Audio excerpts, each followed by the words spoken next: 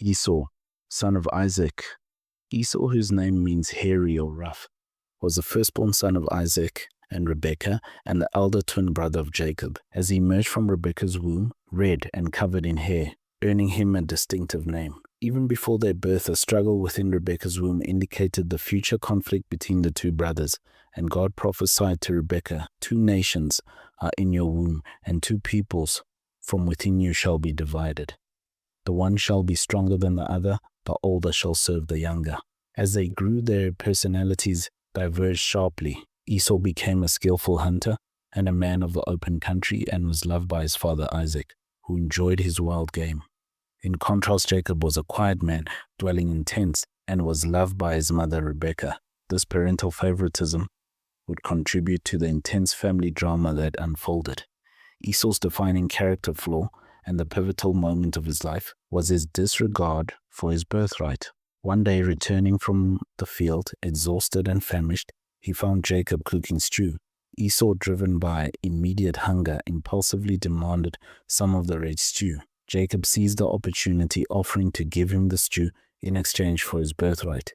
Esau, undervaluing his sacred firstborn privilege, swore an oath and sold his birthright for a single meal, demonstrating a short-sightedness and a preference for immediate gratification over long-term spiritual and familial blessing.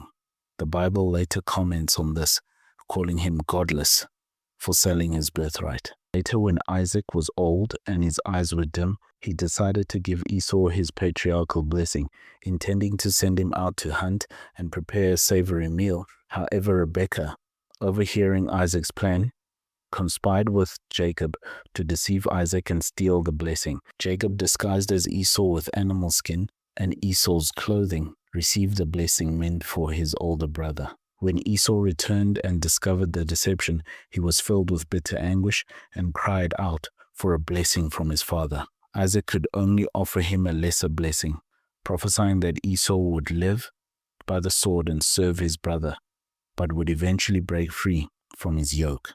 This event cemented Esau's deep hatred for Jacob, and he resolved to kill him after Isaac's death. This forced Jacob to flee to Haran. In the intervening years, Esau took wives from the Canaanites, which grieved his parents. Later, he also took a wife from the lineage of Ishmael. He prospered and settled in the country of Seir, becoming the father of the Edomites. Decades later, when Jacob returned to Canaan, he sent messengers ahead to appease Esau. Fearing his brother's wrath, Jacob wrestled with God, then prepared lavish gifts. Surprisingly, when the brothers finally met, Esau ran to Jacob, embraced him, fell on his neck and kissed him, and they wept together. This emotional reunion showed a remarkable degree of reconciliation and forgiveness on Esau's part, at least initially. Despite Jacob's offers of gifts, Esau magnanimously declined, saying, "I have enough, my brother. Keep what you have for yourself." After their reunion, Esau and Jacob parted ways, each settling in their own territory. Esau's descendants, the Edomites, would later have a complex and often adversarial relationship with the Israelites throughout biblical history, fulfilling the prophecy of the 2 nations struggling. Esau lived to bury his father Isaac alongside Jacob, indicating their final familial bond. Subscribe to the channel or St. Nicholas will slap you when you get to heaven. Become a member of the channel and get exclusive members-only content, courses, articles, audio, and much more, all in one place. We add new materials every single month, and we'd love to have you. Check out the links in the description or in the links for the channel. Let's look at the themes of the story of Esau. He had a disregard for spiritual heritage. Esau's selling of his birthright for a meal shows his devaluation of future spiritual blessings in favor of immediate physical gratification. Parents' favoritism and its consequences. Isaac's preference for Esau and Rebekah's for Jacob contributed to the deception and deep-seated animosity between the brothers. Deception and its ripple effects.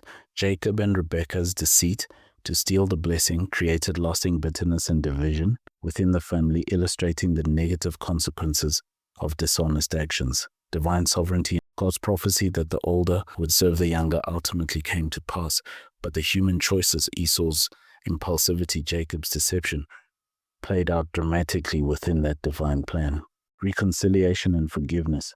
The unexpected emotional reunion between Esau and Jacob is a powerful moment of forgiveness and healing after decades of estrangement. Father of a nation. Esau's lineage established the nation of Edom, which had a significant, often antagonistic relationship with Israel throughout history. Worldliness versus spiritual focus. Esau's focus on the physical and immediate, hunting, sensual pleasure is often contrasted with Jacob's more complex but ultimately covenant-focused journey. Let's look at some key points about Esau's life.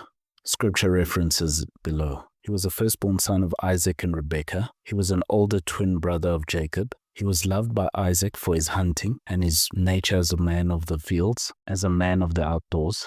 He was a skilled hunter, a man of the field. He sells his birthright for a bowl of stew. He's called godless for despising his birthright. He was deceived out of his blessing. He weeps bitterly over lost blessings. He receives a lesser blessing from Isaac. He hates Jacob and plans to kill him. He takes Canaanite wives, grieving his parents.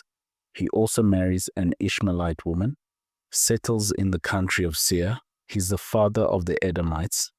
He meets Jacob with 400 men. He reconciles with Jacob. He declines Jacob's gifts. His descendants are listed in Genesis 36. And he buried Isaac with his brother Jacob. They came together to bury their father. His nation of Edom becomes a historical adversary of Israel.